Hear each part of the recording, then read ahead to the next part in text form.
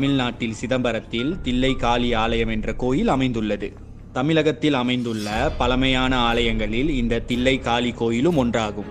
சிதம்பர ஆலயத்தில் சிவனோடு வாழ்ந்து கொண்டிருந்த பார்வதி கோபம் கொண்டு காளி அவதாரம் எடுத்து சிதம்பரத்தின் ஒதுக்குப்புறமான பகுதியான இந்த தில்லை காளி ஆலயத்தில் குடிகொண்டார். ஒரு தடவை சிவனுக்கும் பார்வதிக்கும் தங்களில் யார் பெரியவர்கள் என்ற மோதல் வந்தது.